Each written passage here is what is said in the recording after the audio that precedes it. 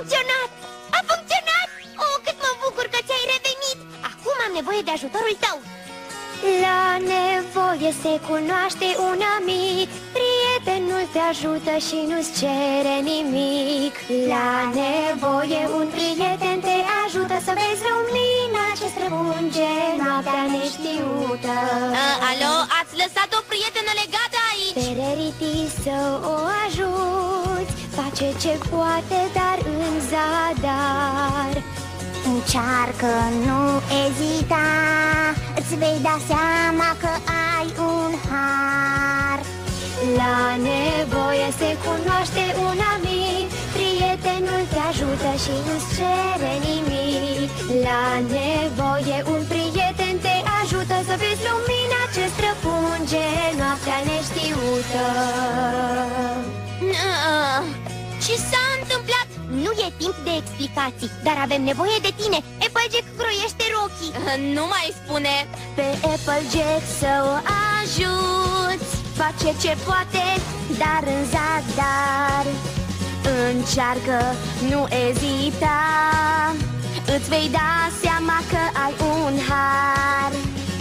La nevoie se cunoaște un amic, prietenul te ajută și nu-ți cere nimic. La nevoie un prieten te ajută să vezi lumina ce străpunge noaptea neștiută.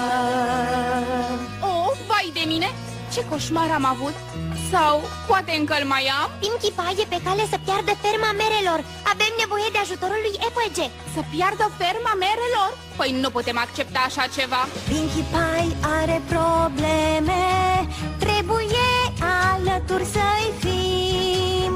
Vom face tot ce vom putea și speranța avem că împreună reușim. La nevoie se cunoaște un amic, prietenul te ajută și nu-ți cere nimic. La nevoie un prieten te ajută să vezi lumina ce străpunge noaptea neștiută. Așa mai merge. Ce mai urmează? Unii din oraș sunt furioși. Avem nevoie de vechea Pinkie Pie. Bineînțeles, știu ce trebuie făcut. Poneii îți duc dorul, mâhniți încărunțesc, merg cu capul în pământ și nu mai zâmbesc. Dacă azi ai ajuta, ar aprecia sococ și-ar râde de s-ar auzi până în Canterlot.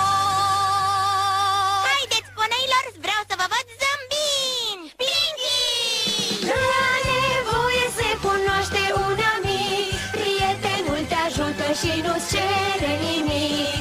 La nevoie un